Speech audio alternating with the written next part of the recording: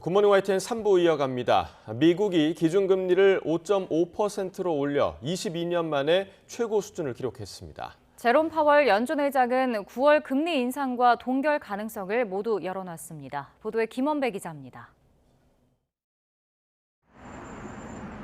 미국 중앙은행인 연방준비제도가 예상대로 기준금리를 0.25%포인트 인상했습니다.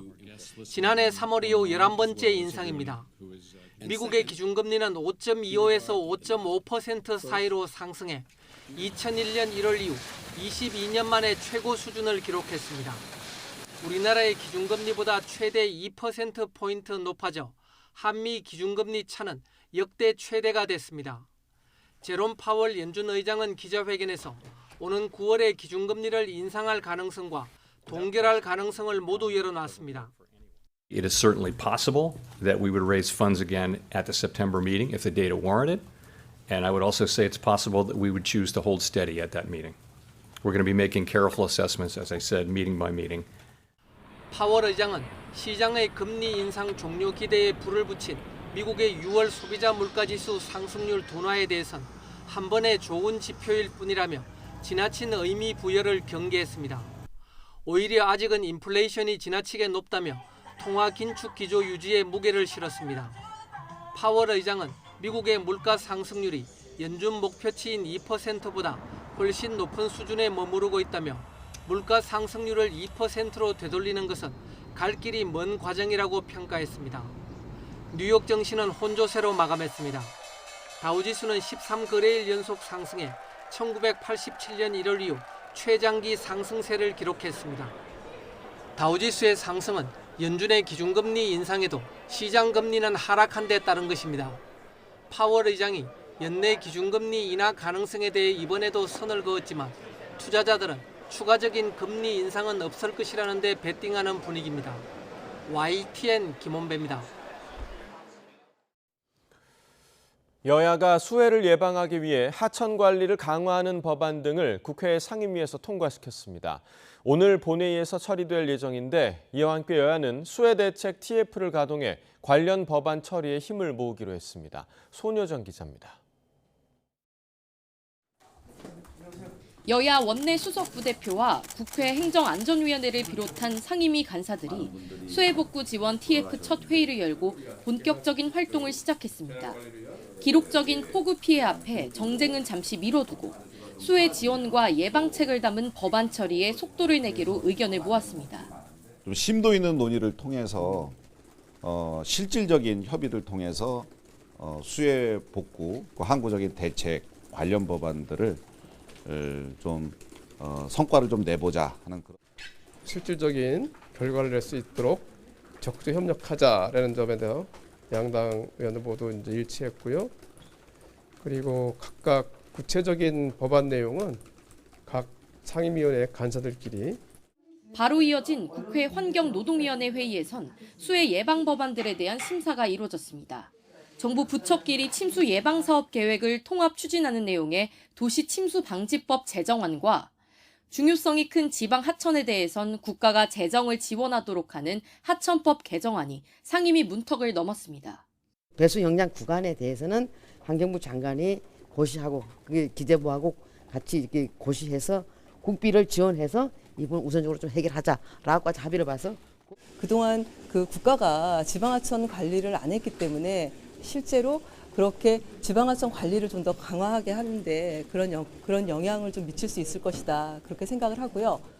환노위는 애초 예정된 전체 회의를 이틀 당겨 개최한 만큼 수해 방지 법안들을 본회의에서 신속하게 처리하겠다는 방침입니다.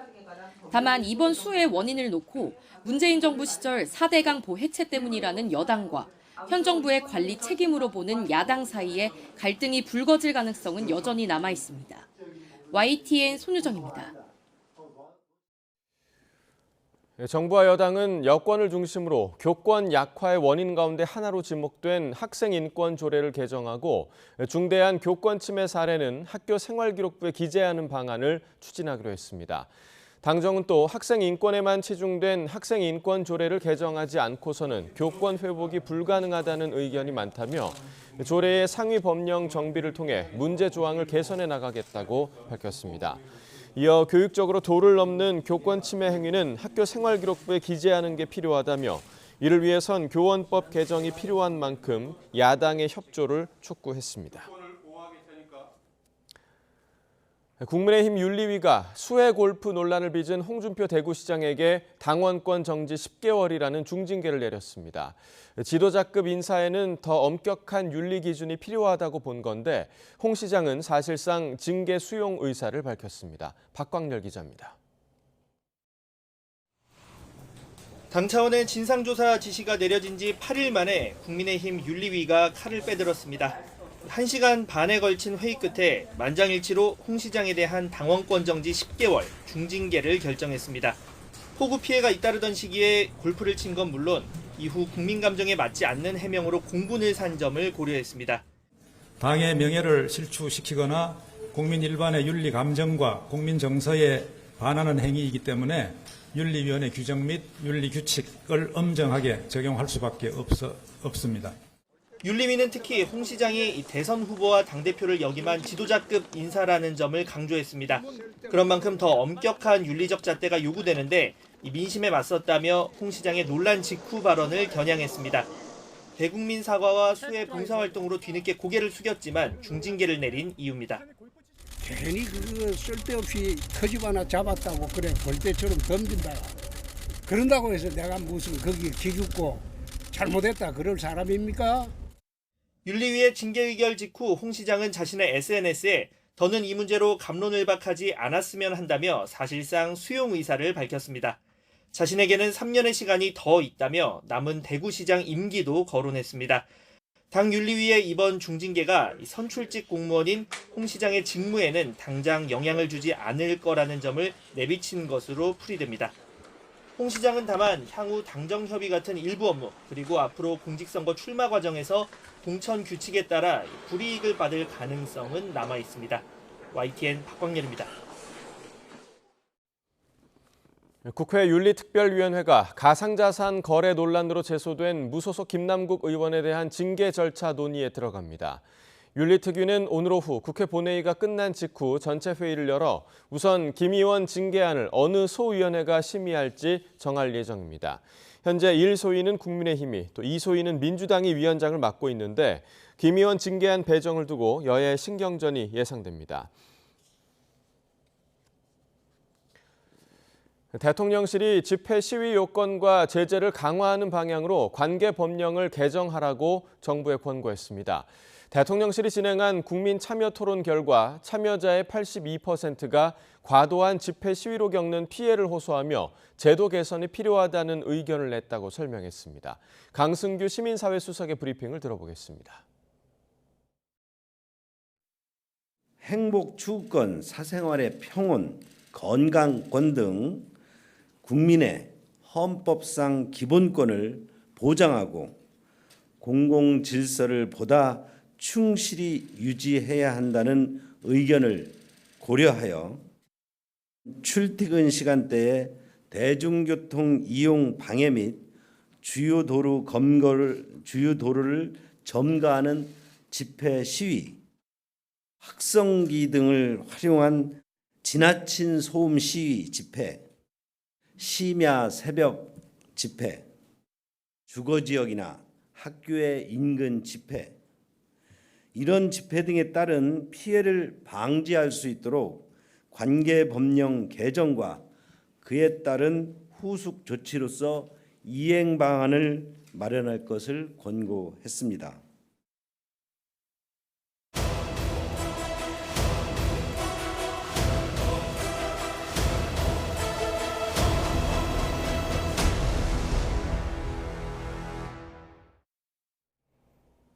(6.25) 전쟁 국군 전사자 7명 유해가 73년 만에 고국의 품으로 돌아왔습니다.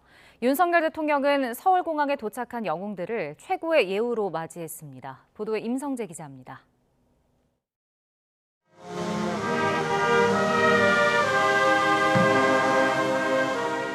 이제 곧 국군 전사자께서 내려오시겠습니다. 젊음을 나라를 위해 바친 호국 영웅 고 최임락 일병 등 7명 유해가 천천히 공군 시그너스 수송기에서 내려집니다. 6.25 전쟁 국군 전사자들이 73년 만에 다시 고국으로 돌아오는 순간입니다. 영웅들이 고국의 땅을 밟자마자 예포 21발과 함께 애국가가 울려 퍼집니다. 전사자께 대하여 경례!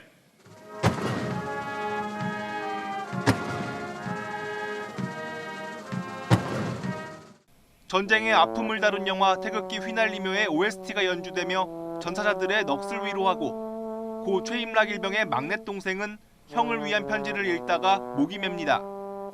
형님이 이 나라가 걱정을 마시고 편히 쉬셔야 돼.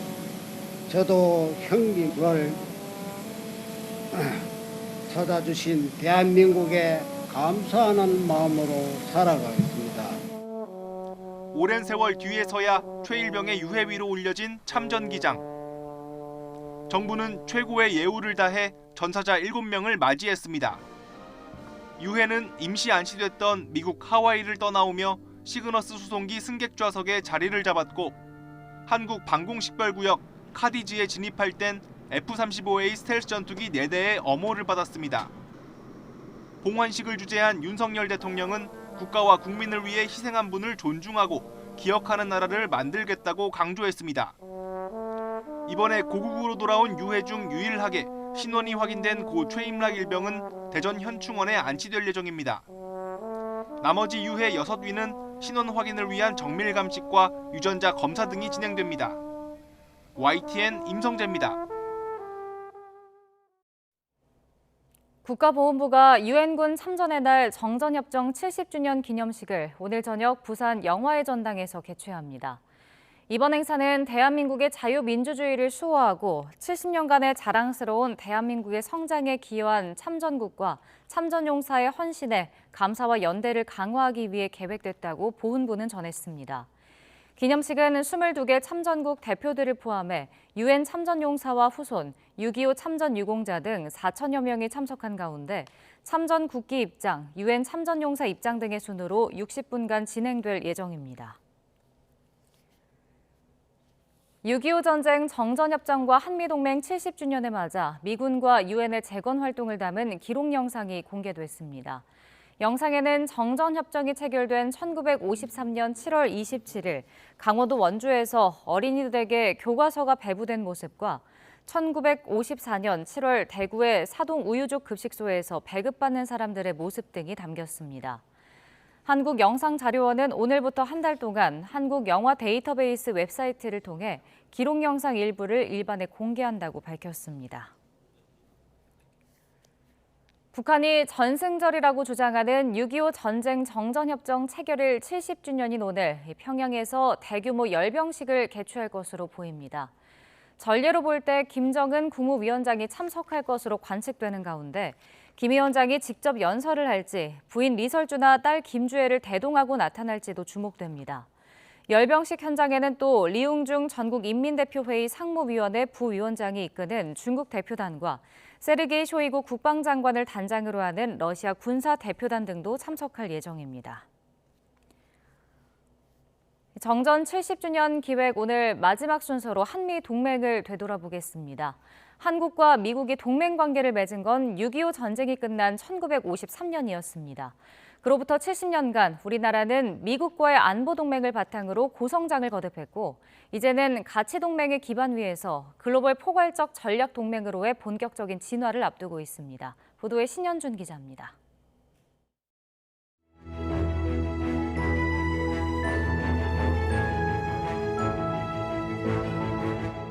한미 동맹은 6.25 전쟁 과정에서 태동했습니다. 북한의 기습 남침으로 낙동강까지 밀렸던 전세는 미군을 중심으로 한 유엔군이 참전하면서 역전됐지만 3년여의 전쟁에서 미군 3만 3천여 명이 숨졌습니다. 이런 혈맹 관계는 1953년 7월 정전협정에 이어 10월 한미 상호방위조약으로 이어졌고 공식적인 한미 동맹이 출범했습니다. 이후 한미 동맹은 한반도 안보를 보장하는 핵심 축 역할을 해왔고 이런 튼튼한 안보의 토대 속에 우리는 한강의 기적을 일궈냈습니다. 전쟁 직후 67달러였던 1인당 국민소득은 지난해 32,886달러로 500배 가까이 뛰었고 국내 총생산은 1조 6천억 달러로 세계 10위권 경제대국으로 성장했습니다. 초기 미국으로부터 일방적으로 지원만 받던 한미관계는 미국이 주도한 베트남전과 이라크전 파병 등을 계기로 서로 도움을 주는 동반자 관계에 이어 전략 동맹 관계로까지 발전했습니다. 윤석열 정부 들어선 글로벌 포괄적 전략 동맹으로 강화됐는데 군사 안보 분야를 넘어 경제 안보와 문화 콘텐츠까지 개념을 넓힌 것입니다. This year marks the 70th anniversary of the alliance between our two nations. It's an unbreakable bond, forged in bravery and the sacrifice of our people. We go together. 한미동맹은 자유를 위한 투쟁의 결과 탄생한 혈맹입니다. 한미동맹은 자유라는 보편적 가치를 수호하기 위한 가치 동맹입니다. 특히 지난 4월 한미 정상이 채택한 워싱턴 선언은 날로 고도화되는 북핵 위협에 맞서 한미 동맹이 핵을 포함한 상호 방위 개념으로까지 업그레이드 됐다는 평가를 받고 있습니다. 영내에서 한국과 미국이 서로 다양한 부분, 군사안보, 경제, 기술, 사회 부분에서의 또 교류를 통해 가지고 서로 윈윈할 수 있는 그러한 복합적인 관계가 형성이 됐기 때문에 정부는 올해 한미 동맹 70주년을 맞아 이 같은 기념 사업을 연중 개최하고 있습니다.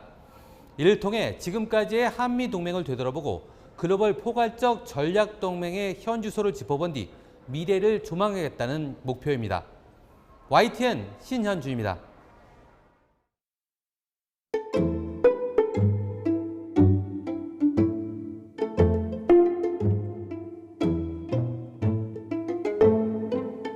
And a conversation has commenced with the KPA through the mechanisms of the Armistice Agreement.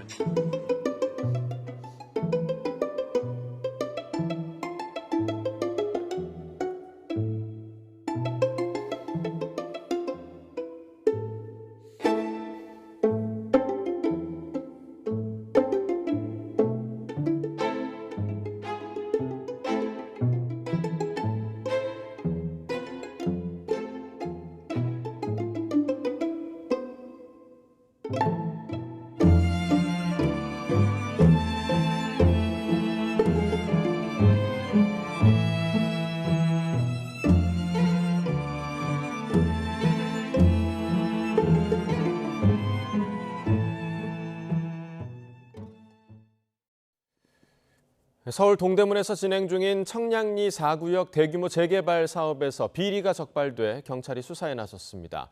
재개발 추진위원장이 마음대로 직원을 뽑아 억대 상여금을 지급하고 주변인에게 오피스텔 등을 사실상 공짜로 분양했다는 의혹이 제기되고 있습니다. 권준수 기자가 단독 취재했습니다.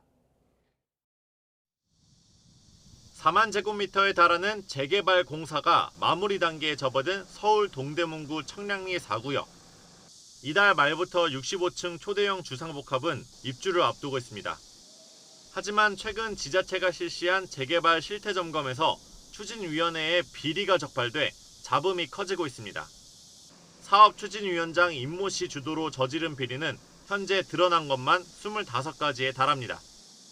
우선 재개발 사업 5년 동안 채용 과정에서 이력서를 받지도 않고 10명 안팎의 직원들을 고용해 예산보다 30% 이상 많은 임금을 지급했습니다.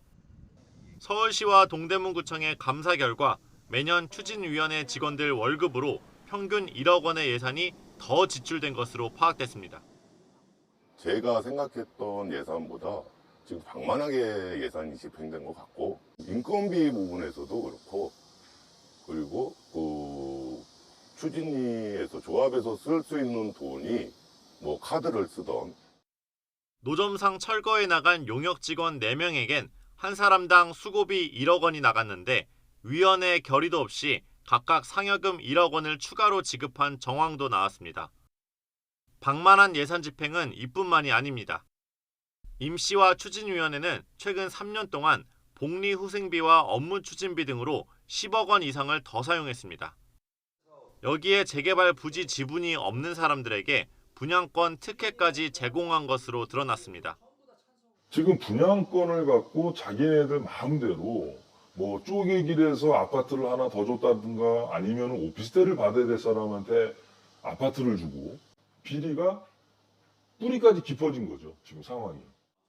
추진위원회는 분양 순위에 관한 사업 규약을 임의로 바꿔 모두 130호에 달하는 오피스텔을 자격이 없는 사람들에게 나눠줬습니다. 특히 임시와 사적인 관계에 있던 사람들에게 오피스텔 추가 분양이 이루어졌다는 의혹이 제기됩니다. 평균 시세 2억 5천만 원으로 계산하면 300억 원이 넘는 규모입니다. 그 공급 대상이 일반적인 그 도시정비, 서울시 도시정비 조례에 맞지 않고 건립 가액이랑 상관없이 일괄적으로 지급한다는 게 그게 이제 그 형평성에도 맞지 않기 때문에 결국 지난달 동대문구청은 행정명령을 통해 과다 지급된 배당금과 특혜 분양권 환수에 나섰습니다. 회계 내역을 제대로 공개하지 않은 부분에 대해서도 도시정비법 위반 등의 혐의로 경찰 수사를 의뢰했습니다. 서울 동대문경찰서는 최근 업무상 배임 등의 혐의를 받는 위원장 임 씨에 대해 본격적인 수사에 나섰습니다. 임 씨는 YTN과의 통화에서 잘못 사용된 예산은 행정명령에 따라 모두 환수할 것이라고 밝혔습니다. 다만 특혜 분양 의혹에 대해선 재개발을 진행한 도시정비업체에 용역비 대신 지급한 것뿐이라며 개인 횡령은 없었다고 주장했습니다. YTN 권준수입니다. 생후 57일 된 아들을 학대해 숨지게 한 혐의를 받는 20대 친부에 대한 구속영장이 법원에서 기각됐습니다. 인천지방법원은 어제 아동학대 치사 혐의를 받는 28살 남성 A씨에 대한 영장을 기각했습니다. 영장 전담 판사는 범죄 혐의 소명에 다툼의 여지가 있고 아직 전문가 의견이 나오지 않았다며 기각의 이유를 설명했습니다. 서울 신림동에서 대낮에 흉기 난동을 부린 피의자의 신상이 공개됐습니다. 33살 남성 조선입니다. 신상공개위원회는 다중이 오가는 공개된 장소에서 범행하는 등 수법이 잔인하고 피해가 중대하다며 공개 이유를 밝혔습니다. 조선이 범행 전 컴퓨터를 망치로 부수고 휴대전화를 초기화하는 등 계획범죄 정황도 속속 드러나는 가운데 경찰은 어제 오전 조선을 상대로 사이코패스 검사를 진행했습니다. 미국 괌 공항에서 폭탄물 의심 신고가 접수돼 항공편이 줄줄이 지연되면서 서울로 돌아오려던 국민들이 불편을 겪었습니다. 부산에서는 폭염 속 20시간 가까이 이어진 정전으로 주민들이 발만 동동 굴렀습니다. 보도에 박기환 기자입니다. 비가 몰아치는 어두운 밤 미국 괌 국제공항 입구에서 짐꾸러미를 든 사람들이 불안한 표정으로 서성이고 있습니다. 현지 시각 오늘 새벽 0시쯤 괌 국제공항에 폭탄 의심 신고가 접수돼 여행객과 항공사 직원들이 모두 공항 밖으로 대피하는 소동이 빚어졌습니다. 갑자기 밖으로 떠밀린 이용객들은 영문도 모른 채 불안에 떨어야 했습니다. 전체 여기 공항에 있는 사람들이 다 밖으로 대피하라고 다 나가라고 하더라고요. 근데 무슨 상황인지 항공사 직원도 잘 모르고 뭐 방송 같은 거 있는 것도 전혀 없기도 하고 2시간여 만에 문제가 없는 것으로 확인돼 수속 절차가 재개됐습니다. 하지만 추가 점검과 수속 절차로 인천행 항공편 2편이 2시간 가까이 지연되면서 이용객들이 불편을 겪었습니다. 폭염주의보가 내려진 부산 한 아파트 앞에 주민들이 모여 있습니다. 어제 새벽 3시쯤 부산 진구 부암동에 있는 43층짜리 고층 아파트 2개 동에서 전기가 모두 끊겼습니다. 저녁까지 승강기나 냉방기기를 이용하지 못한 560여 세대 주민들은 분통을 터뜨렸습니다. 사람이 지금 길바닥에 경찰하고 와가지고 좀 난리인데 집을 못 들어가고 있어 아무도. 근데 이거는 재난입니다. 재난 이거. 전부 다 그 냉장고, 냉동실 음식 다 상해쁘고 지금 사람들 밥도 못 먹고 식도 못 하고 올라가지는 못하고 있습니다. 일단은. 아파트 관리사무소 측은 자체 변압기 고장으로 정전이 발생했다며 비상전력이 간헐적으로 가동됐다고 밝혔지만 복구 작업은 정전 발생 20여 시간 만인 밤 9시가 돼서야 마무리됐습니다. 체구가 작은 한 남성이 계산하는 척 결제기기에 다가가더니 가위로 자물쇠를 뜯고 현금 다발을 챙깁니다. 지난 24일 밤 서울 강북구 번동의 한 무인 점포에서 현금 120만 원을 들고 달아난 범인이 이틀 만에 경찰에 붙잡혔습니다. 범인은 15살 중학생 A군이었습니다. 경찰은 촉법 소년에 해당하지 않는 만큼 범행 동기 등을 조사한 뒤 구속영장 신청 여부를 검토할 예정입니다. YTN 박견입니다. 어젯밤 10시 10분쯤 서울 은평구 수색교 삼거리에서 SUV 차량이 버스를 들이받았습니다. 이 사고로 다친 사람은 없는 것으로 확인됐습니다.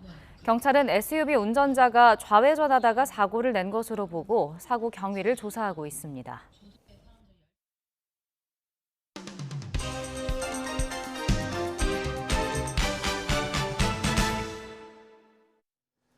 네, 7월 27일 목요일입니다. 오늘 아침 신문은 어떤 소식 다뤘는지 짚어보겠습니다. 이현웅 아나운서가 정리해왔습니다. 어서 오십시오. 안녕하십니까.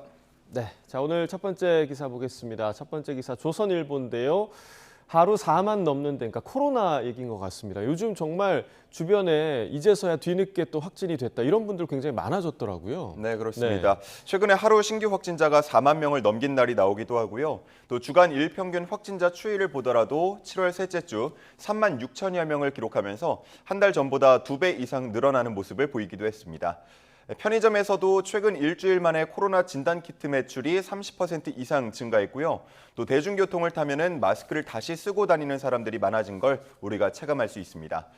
이런 상황에 질병관리청이 이르면 다음 달부터 코로나의 감염병 등급을 2급에서 4급으로 하향 조정하기로 하면서 우려가 나오고 있습니다. 네, 자 4급이라면 우리 걸리는 독감과 같은 수준으로 관리하겠다는 건데 그럼 전체 확진자 수 집계도 그럼 중단이 되는 건가요? 맞습니다. 4급이 되면 대형 병원에서도 마스크를 쓸 필요가 없어지고요. 확진자 수 집계도 중단됩니다. 질병청은 코로나 확진자가 증가세에 있긴 하지만 중증화율과 치명률이 매우 낮은 수준을 유지하고 있기 때문에 큰 문제는 없을 거라는 입장입니다. 하지만 일부 전문가들은 보다 신중해야 한다는 의견을 보이고 있는데요. 경각심이 낮아져서 재감염 사례가 늘 수 있고 또 고령층의 경우는 중환자로 이어지는 경우가 더 많아질 수 있다는 겁니다. 또 확진자 규모를 정확히 파악하지 못하면 이후 대응에 문제가 생길 수 있다고 우려하고 있습니다. 질병청은 확진자 추이와 전문가의 의견 등을 종합해서 최종 결정할 계획을 밝혔습니다. 네, 우리 예전에 꺼진 불도 다시 보자 이런 얘기했잖아요. 네. 아직 꺼지지 않은 코로나에 대한 경각심 늦춰서는 안 될 것 같습니다. 자, 다음 기사 보겠습니다. 자, 한겨레 기사인데요. 육군 구사단 지휘부가 사적 모임에 16첩 반상을 차리라고 요구했다. 아직도 이런 곳이 있군요. 군대 내 갑질 얘기죠? 맞습니다. 네. 어제 군인권센터 측에서 기자회견을 열고 공개한 내용입니다. 백마부대라고 불리는 구사단에는 백마회관이라는 부대의 복지시설이 있는데요. 주로 부대 밖으로 멀리 나가기 어려운 장병들이 가족이나 친지를 만날 때 이용하는 일종의 식당입니다. 삼겹살이나 돈가스 등을 판매하고 있습니다. 그런데 일부 지휘부가 이 백마회관을 이용하면서 메뉴판에도 없는 특별 메뉴와 또 디저트를 요구하는 등 마치 개인 레스토랑처럼 사용했다는 문제가 제기되고 있습니다. 네, 16첩 반상이란 얘기가 이제 그래서 나온 거구나라는 생각이 좀 드는데 기사 내용 보니까 방어회, 또 수제 티라미수 같은 그런 메뉴도 요구한 것으로 나와 있어요. 맞습니다. 작년 10월부터 올해 7월까지 약 120회의 모임을 열면서 특별 메뉴 12회, 또 특별 후식 66회를 제공받은 것으로 전해집니다. 특히나 말씀하신 것처럼 티라미슈를 제공할 때에는 초콜릿 가루로 특정 글씨를 새겨 넣도록 하거나 아니면 소주병에 특정 문구가 쓰인 스티커를 둘러서 붙이라는 요구를 받기도 했다고 합니다. 이런 문제 제기가 있자 육군 측은 해당 사안을 면밀히 살펴보고 또 필요한 조처를 하겠다면서 모든 복지회관이 취지에 잘 맞게 운영이 되는지 점검하는 계기로 삼겠다고 밝혔습니다. 네, 지휘부만을 위한 복지회관이 아니잖아요. 좀 상식적인 행동을 했으면 좋겠다라는 생각이 듭니다. 자, 다음 기사 보겠습니다. 자, 느린 재판, 초고속 AI 판사가 해결사 될까? 요즘 그 법률과 기술을 합쳐서 이렇게 나와 있지만 리걸테크라고 부르더라고요. 리걸테크가 생기면서 새로운 기대도 좀 확산이 되고 있죠? 그렇습니다. 네. 초기에 리걸테크라고 하면 이 법률 검색 서비스에 그쳤습니다. 유사 판례를 빠르게 검색하는 데 도움을 줬고요. 그 이후에 리걸테크는 플랫폼 대 직역단체 간 갈등으로 부각되기도 했습니다. 그런데 최근에는 인공지능 AI가 여기에 더해지면서 리걸테크 시즌2를 맞이했다는 평가가 나오고 있는데요. 데이터를 기반으로 한 법률 분석이나 자동 문서 작성, 또 법률 자문 등이 가능해졌다고 합니다. 네, 이 대형 로펌 등에서도 리걸테크 팀을 운영하고 있다고요? 그렇습니다. 네. 이전처럼 인간 대 AI의 대결 구도로 바라보는 것이 아니라 AI를 활용하는 이와 그렇지 않은 이의 대결이 될 거라고 보고 이에 빠르게 대응하는 모습으로 보입니다. 해외 법원의 사례를 보더라도요. 중국 항저우 법원은 AI 판사를 시범 운영하고 있고 또 미국은 검찰이 AI를 사용해서 피고인의 재범 위험성을 평가하고 또 이 자료를 판결에 활용할 수 있도록 인정하고 있습니다. 한편 리걸테크 발전으로 국내에서는 소송 처리 기간을 단축하는 데 도움이 될 거란 기대가 나오고 있는데요. 현재 민사 1심 합의 사건의 경우 평균 사건 처리 기간이 12개월을 넘어섰고 매년 더 증가하는 모습을 보이면서 비판이 있는데요. 수가 제한된 법관들이 더 효율적으로 업무를 수행할 수 있게 된다고 기대하는 분위기입니다. 네, 자, 긍정적인 면도 굉장히 좀 많긴 하겠지만 우리가 AI 얘기할 때 부작용 얘기도 굉장히 많이 하잖아요. 예상되는 부작용에 대한 그런 방안도 좀 마련이 돼야 될 것 같습니다. 자, 다음 기사 보겠습니다. 자, 극단적 선택이란 표현이 부작용이 커서 사용 자제를 해야 한다. 그러니까 우리가 언론에서도 사실 자살 사건을 다룰 때 극단적 선택이라고 우회적으로 좀 표현을 하곤 하는데 부작용 때문에 저는 다른 대안이 좀 지금 필요한 상황인가 봐요. 그렇습니다. 네. 우리나라는 OECD 국가 중에서 자살률 1위라는 불명예에서 벗어나지 못하고 있습니다. 이에 정부는 대통령 직속 국민통합위 내에 자살위기 극복 특별위원회를 운영하고 있는데요. 이 특위는 자살은 여러 사회경제적 요인의 영향을 받는데 극단적 선택이라는 용어는 개인에게 책임이 있고 또 개인 의지로 선택한 것처럼 오해를 불러일으킬 수 있다고 지적하고 있습니다. 그리고 유가족에게는 선택을 막지 못했다는 죄책감을 안기는 부작용도 크다고 봤습니다. 따라서 언론에서 극단적 선택이라는 표현을 사용하지 않도록 권고할 방침인 것으로 전해지고 있습니다. 네. 그럼 앞으로는 그 자살이라는 용어를 직접적으로 좀 사용하게 되는 건가요? 네, 그 대안에 대해서는 아직 논의가 진행 중입니다. 예. 사건 초기에는 사회적 충격을 고려해서 자살이라는 용어는 자제하고 일정 시간이 지난 뒤에는 그대로 사용하자는 의견 등이 현재 계속해서 나오고 있는 것으로 전해집니다.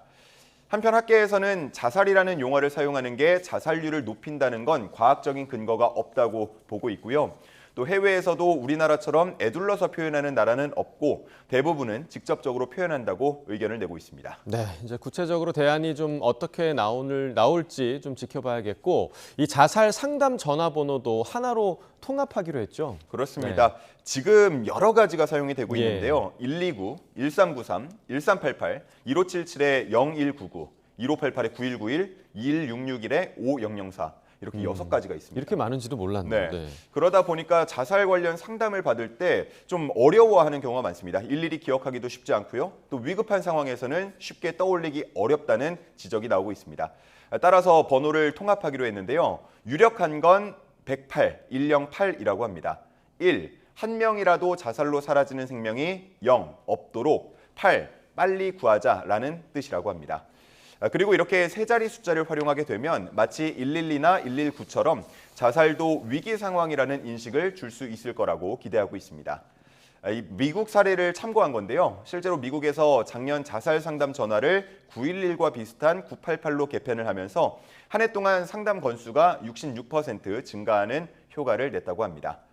이런 번호 일원화 노력과 함께 전문성을 갖춘 인력이 충분히 공급돼야 한다는 지적도 나오고 있습니다. 네, OECD 국가 자살률 1위라는 사실 수치가 이제는 좀 약간 당연하게까지 여겨지고 있는데 좀 부끄러운 일이라는 생각을 갖고 이 문제에 관해서는 지속적으로 좀 고민할 필요가 있을 것 같습니다.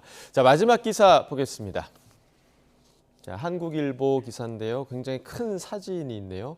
바다가 고장나고 있다. 지금 폐사한 고래의 모습까지 나타나고 있는 것 같은데 어떤 내용인가요? 네, 기사에서는 크게 두 가지 측면에서 바다가 고장나고 있다고 말하고 있습니다. 첫 번째는 해류가 멈출 수 있다는 점인데요. 최근 덴마크 코펜하겐대 연구팀이 연구한 바에 따르면 지구온난화로 인해서 해류의 흐름이 점차 약해지고 있고 지금의 추세대로면 2025년부터 해류의 순환이 점차 멈추기 시작해서 끝내 지구의 온도 조절 기능이 망가진다고 보고 있습니다.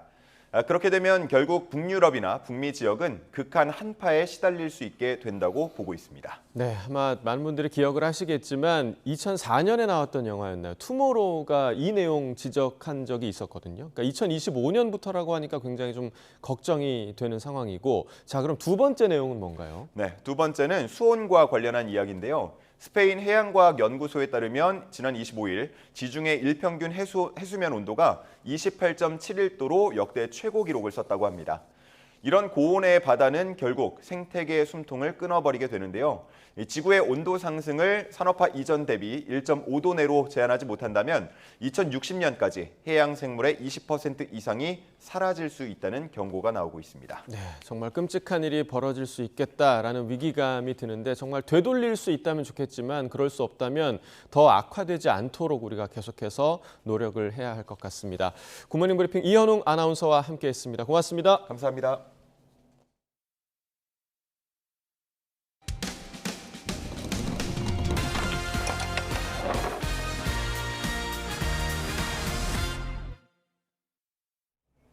어제 지적장애 의심 여성에게 수십 개 보험을 가입시킨 보험 설계사들과 관련한 내용 전해드렸는데요. 이 가입 과정도 문제였습니다.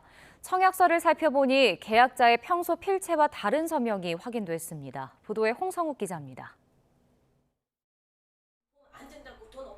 지적장애 의심 50대 여성 A씨가 자신과 남편의 이름으로 가입한 보험은 확인된 것만 28개. 낸 보험료는 2억 3천만 원이 넘습니다. 가족들이 뒤늦게 보험 청약서를 살펴보던 중 이상한 점을 발견했습니다. A씨와 남편 평소 필체와 보험 청약서 필체가 너무 다르다는 것. A씨의 자필이 담긴 은행거래 신청서는 초등학생 글씨처럼 또박또박 적었습니다. 보험 청약서 계약자 확인란 작성 부분과는 필체가 확연히 다릅니다. 서명 가운데 글자에서도 차이가 드러납니다. 글씨가 이렇게 고르지 않고 삐뚤빼뚤하고 좀 그런 편이거든요. 예. 그런데 지금 청약서에 사인돼 있는 거나 기재돼 있는 필체들을 보면 일반인들이 흘려 쓴 듯한 아주 능숙한 글씨 필체들이 많거든요. 문서감정원에 필적감정을 의뢰했습니다.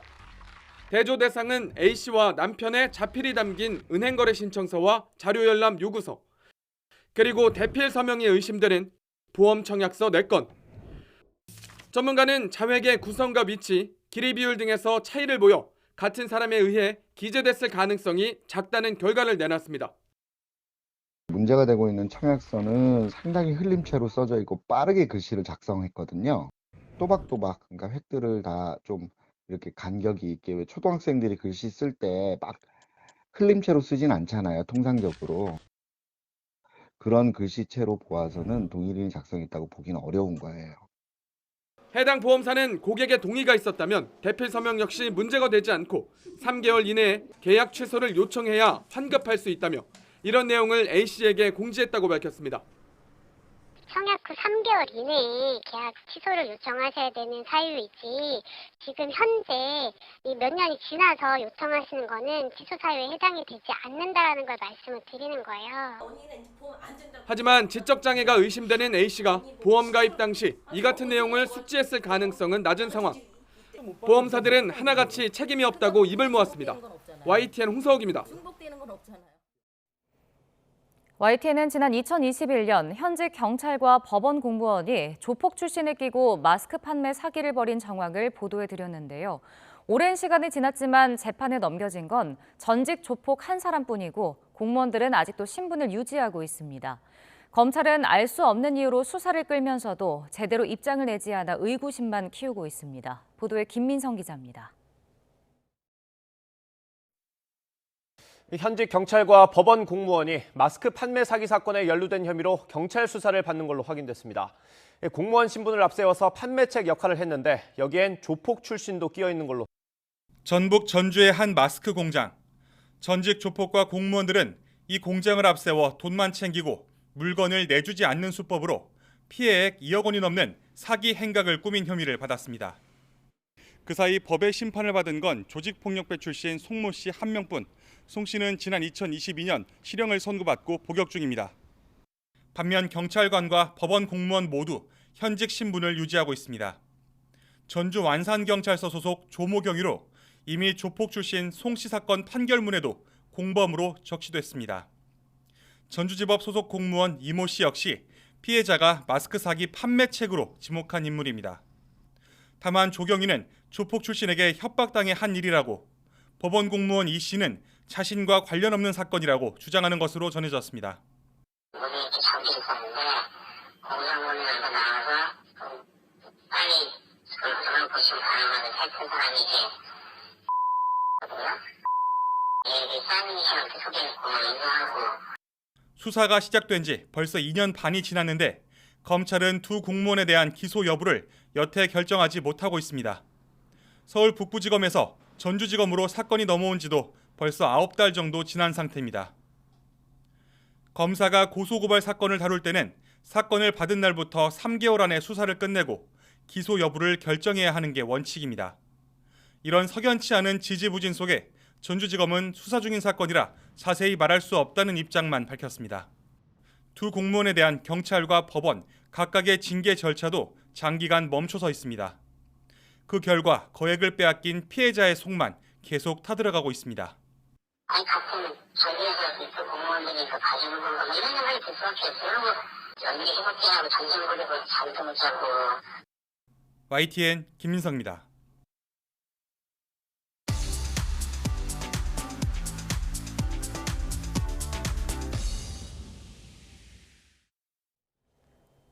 경제 소식을 빠르고 친절하게 전달해드립니다. 오늘 굿모닝 경제는 허준영 서강대학교 경제학부 교수와 함께하겠습니다. 어서 오세요. 어서 오십시오.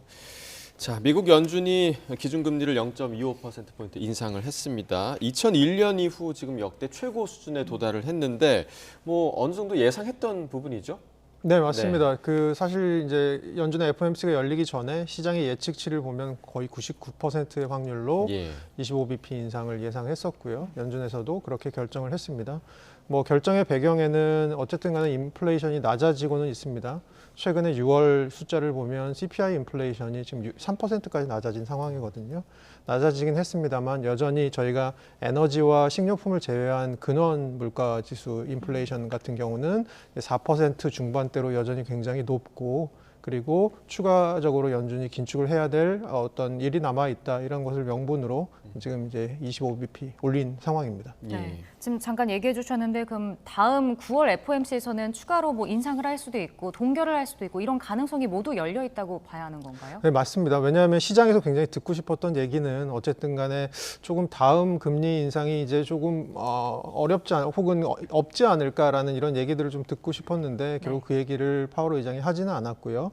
여전히 지난 FOMC부터 강조해 왔던 것은 FOMC 앞으로 모든 미팅 회의들이 라이브로 진행될 것이다. 그 라이브로 진행될 것이다라는 건 무슨 얘기냐면 그때까지 마지막까지 들어온 데이터를 보고 결정할 것이다. 사전에 결정된 것은 아무것도 없을 것이다라고 얘기를 했거든요. 그러면 다음 9월 FOMC까지 사실은 두 번 더 이제 CPI 물가지수가 나오고요. 두 번 더 이제 그 실업률이 나오고요. 그리고 그 중간중간에 뭐 고용 그 실업보험 청구 건수라든가 일자리가 얼마나 생겼는지 이런 통계들이 계속해서 나오게 됩니다. 그래서 이런 것들을 보고 9월에 결정을 하기 때문에 9월은 열린 결말이다라고 얘기를 한 것이죠. 네.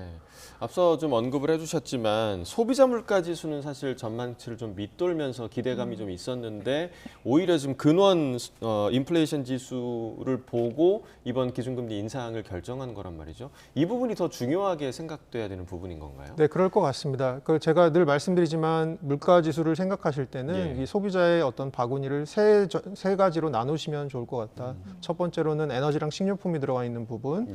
두 번째로는 나머지 부분, 저희가 근원이라고 부르는 부분 중에서도 그 서비스가 빠진 부분, 그러니까 예를 들어서 주거비 관련된 부분이 강한 부분이 하나가 있고요. 또 하나는 좀 더 서비스와 연관된 부분, 이 부분이 이제 임금이 굉장히 중요한 비중을 차지하는 부분인데요. 지금 보면 첫째로 에너지는 내려오고 있습니다. 최근에 다시 약간 올라가려고 하는 것 같습니다만 기조적으로 내려오고 있고요.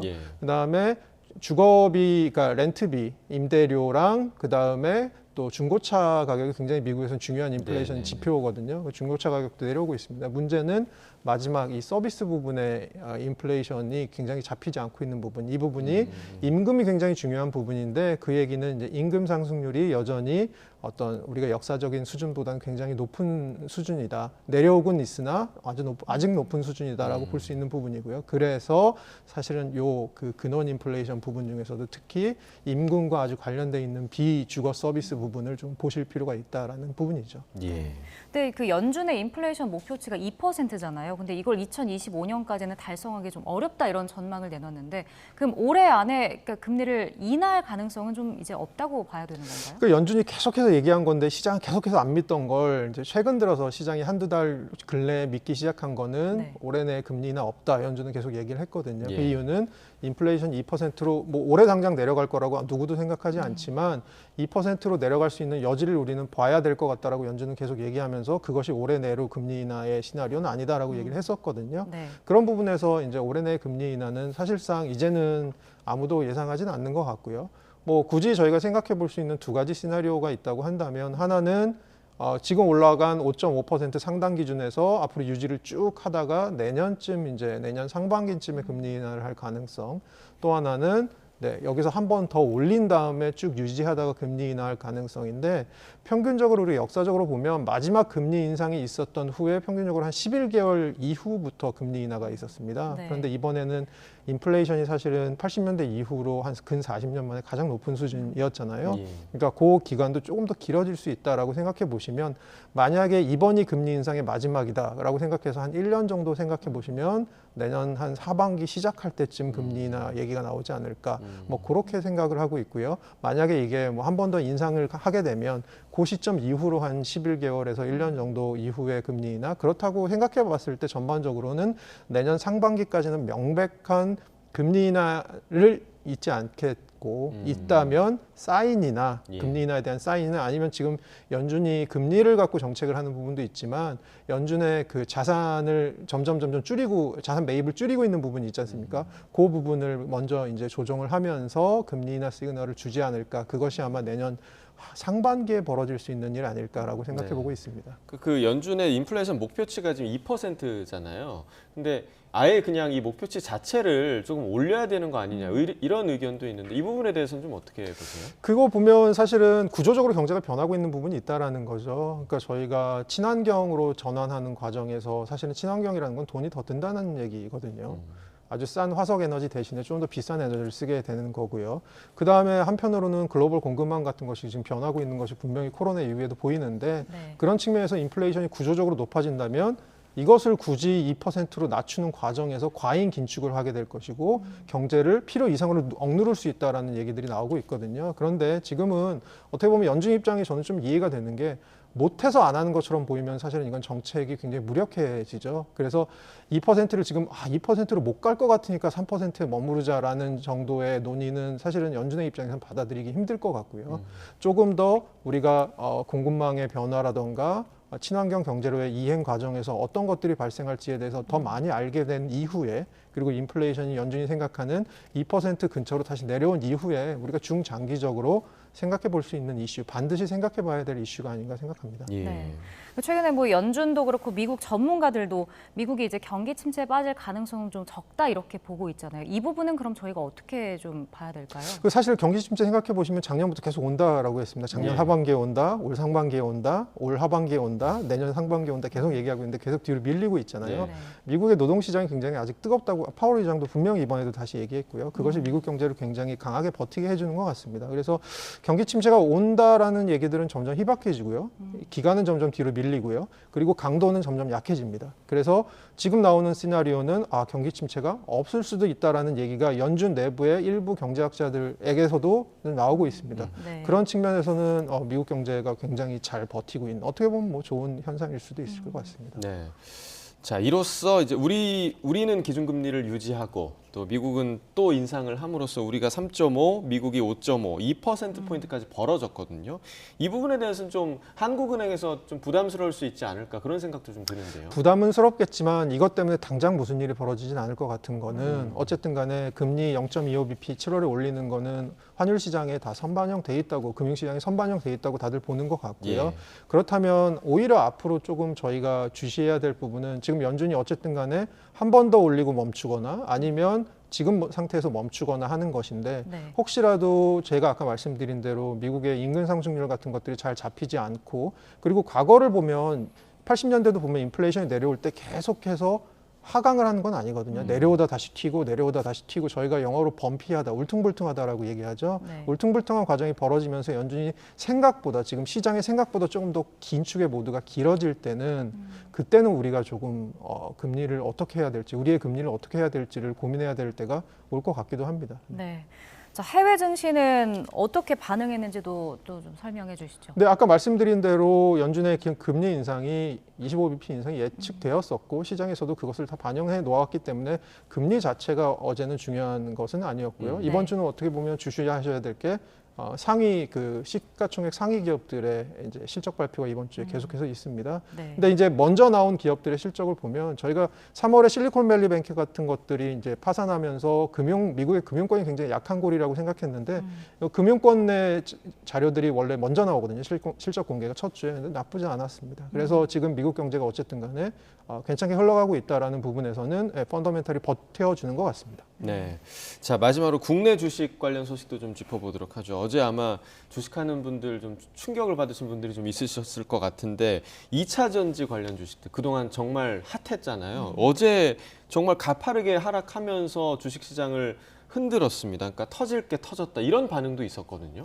사실 어제 고점 대비 한 2시 정도까지는 오전에 올라가다 오후 들어서 갑자기 30% 고점 대비 대부분 빠졌거든요. 근데 이런 2차 전지 관련 두 회사가 코스닥에서 지금 차지하고 있는 비중이 한 18% 정도 됩니다. 이거는 삼성전자가 코스피에서 차지하고 있는 비중이랑 거의 비슷하거든요. 그러니까 이쪽에서 지금 변동성이 커지다 보니까 시장 전체의 변동성이 커지고 있고요.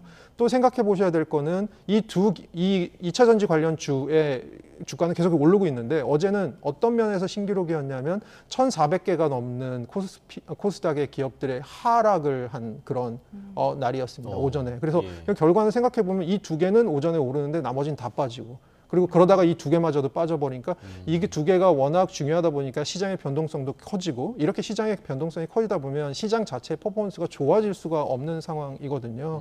그리고 사실은 이러한 변동성이라는 것도 사실 이 2차 전지 업종에서 최근에 업황의 변화라든가 펀더멘털의 변화가 있어서 그렇다기보다는 심리나 수급 상황의 변화 때문에 이런 일들이 벌어지고 있었다라는 것이거든요. 그래서 이런 측면에서는 사실 앞으로 이런 현상들을 시장 전체의 관점에서 봤을 때 얼마나 건전하게 바라볼 수 있을 것이냐 약간 회의적인 시각들이 지금 늘어나고 있는 것 같습니다. 알겠습니다. 네, 굿모닝 경제 오늘 여기까지 듣겠습니다. 허준영 교수와 경제 이야기 나눠봤습니다. 고맙습니다.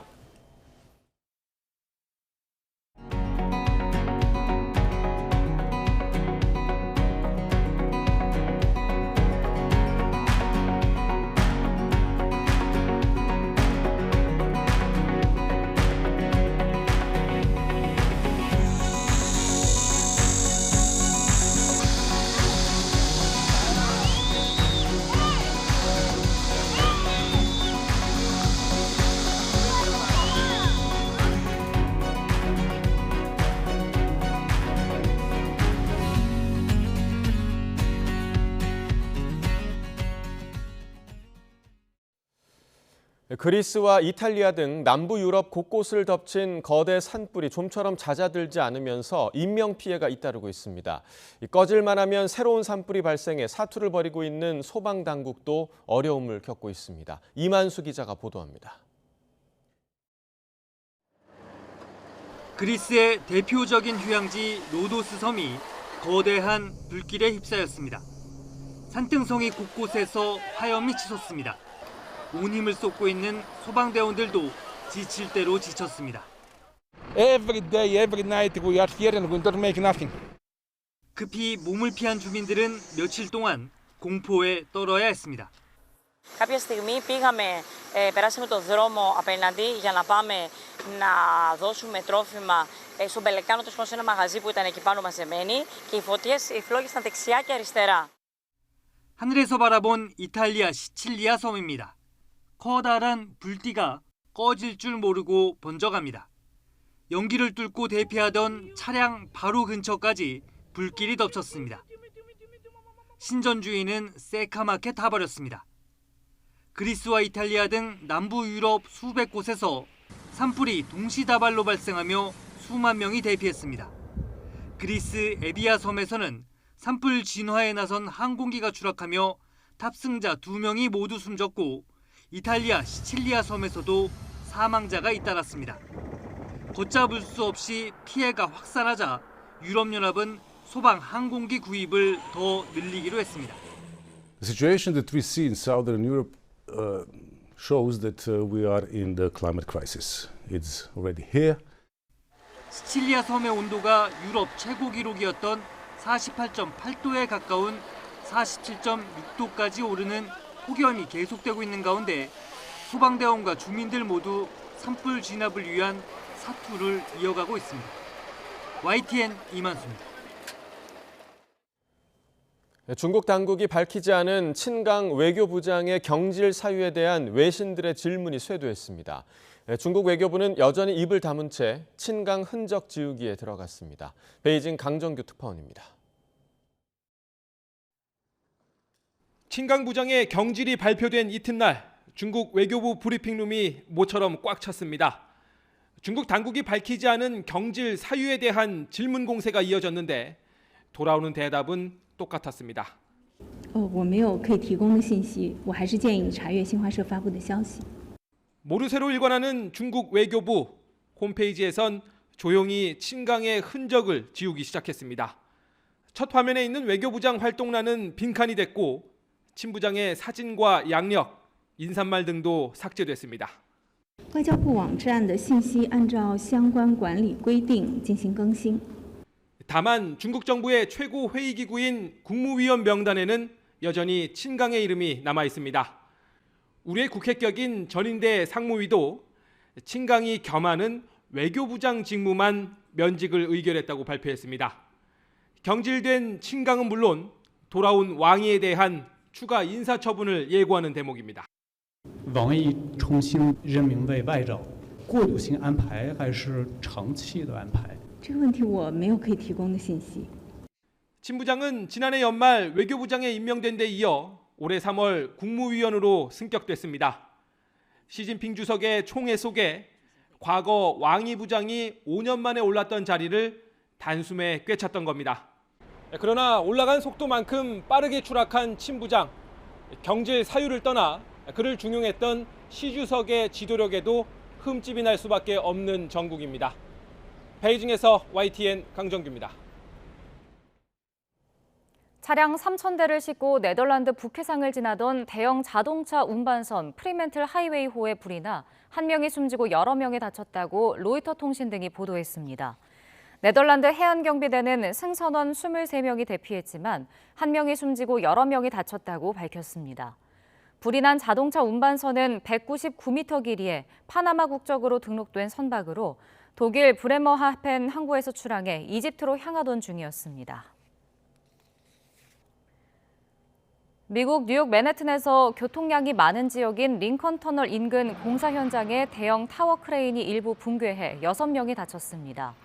현재 시각 오전 7시 30분쯤 맨해튼 링컨 터널 인근 공사장에 설치된 45층 높이의 타워 크레인 엔진 부분에서 화재가 발생한 뒤 일부 구조물이 무너져 내렸습니다. 이 사고로 소방대원 2명과 시민 4명 등 모두 6명이 다쳤지만 중상은 아닌 것으로 전해졌습니다. 미국 배우 케빈 스페이시가 동성 성폭력 혐의와 관련해 모두 무죄 판결을 받고 법정에서 눈물을 흘렸습니다. 영국 런던 서더크 형사법원에서 배심원단은 12시간이 넘는 심의 끝에 케빈 스페이시의 9개 성범죄 혐의에 관해 모두 무죄 판결을 내렸습니다. 스페이시는 런던 올드빅 극장에서 예술감독으로 일하던 지난 2001년부터 2003년까지 20, 30대 남성 4명을 상대로 성범죄를 저지른 혐의를 받았습니다. 요즘 동해안 오징어를 금징어라고 부릅니다. 수온 상승으로 어획량이 크게 줄면서 가격도 뛰고 맛보기도 쉽지 않기 때문인데요. 일부 어민들은 러시아로 원정 조업에 나서기로 했습니다. 보도에 송세혁 기자입니다. 강원도 강릉 주문진항, 오징어 체납기 어선들이 일주일 넘게 출항하지 않고 있습니다. 오징어 어획량이 줄면서 기름값과 인건비 등을 빼면 오히려 조업하는 게 적자이기 때문입니다. 720마리 잡았네. 가격은 한 600만 원 해서 최하가 1000만 원 잡아야 합니다. 바둑점 네. 그래. 올해 들어 지금까지 강원도 동해안에서 잡힌 오징어는 792톤입니다. 최근 3년 같은 기간 평균보다 무려 70% 넘게 줄었습니다. 사정이 이렇다 보니 오징어 가격은 치솟고 있습니다. 동해안 산지에서 오징어 소매 가격은 한 마리에 10,000원 선, 비쌀 때는 2만 원까지 올라갑니다. 많이 찾는데 너무 비싸고 양이 없으니까 잘 못 드시죠. 어획량이 줄어든 건 수온 상승으로 회유성인 오징어가 예년보다 빠르게 동해 북쪽으로 북상한 탓으로 추정됩니다. 한 1도에서 크게는 한 5도 정도 이렇게 예년보다 많이 상승을 했습니다. 그렇다 보니까 살오징어가 살기에 적합한 그 수온대가 동해보다는 조금 더 북쪽에 형성되어서 또 북한 수역에서 중국 어선들의 무분별한 오징어 남획도 한 원인으로 꼽힙니다. 오징어 품귀 현상 속에 강원도와 경북 동해안 체납기 어선 30여 척은 이달 말부터 입어료를 내고 러시아 해역으로 원정 오징어 조업에 나설 예정입니다. YTN 송세혁입니다. 기록적인 장마가 끝이 나면서 이제부터는 본격적인 더위 대비가 필요하겠습니다. 전국 대부분 지역에 폭염특보가 내려진 가운데 오늘 서울 한낮 기온은 32도로 어제보다 더 덥겠고요. 폭염경보가 내려진 경주는 무려 35도까지 치솟겠습니다. 습도가 높아서 체감상 더 덥게 느껴지겠습니다. 온열 질환에 걸리지 않도록 건강관리 잘해주시기 바랍니다. 오늘 전국 하늘에 구름이 많이 끼겠습니다. 다만 기온이 크게 오르다 보니 대기가 불안정해지면서 기습적인 소나기도 지나겠는데요. 소나기의 양은 전국에 5에서 많게는 80mm 이상이 되겠고요. 곳에 따라 벼락과 돌풍을 동반한 시간당 30에서 60mm 안팎의 호우가 쏟아질 수 있어 주의하셔야겠습니다. 밤사이 해안가를 중심으로 열대야가 나타났습니다. 현재 서울 기온은 24.5도, 부산 25.5도로 후텁지근한데요. 한낮에는 서울 32도, 광주 33도, 대구 34도까지 오르겠고 습도가 높아서 체감온도는 이보다 1, 2도가량 더 높겠습니다. 당분간 밤에는 열대야가, 낮에는 33도 안팎의 무더위가 기승을 부리겠고요. 내륙에는 소나기가 자주 내릴 전망입니다. 오늘 아침까지 남해안과 내륙을 중심으로는 가시거리 200m 미만의 짙은 안개가 끼겠습니다. 출근길 교통안전에 각별히 유의하시기 바랍니다. 지금까지 YTN 원희다입니다. 네, 이상으로 목요일 굿모닝 YTN 마칩니다. 잠시 후 뉴스라이더가 방송됩니다. 시청해주신 여러분 고맙습니다.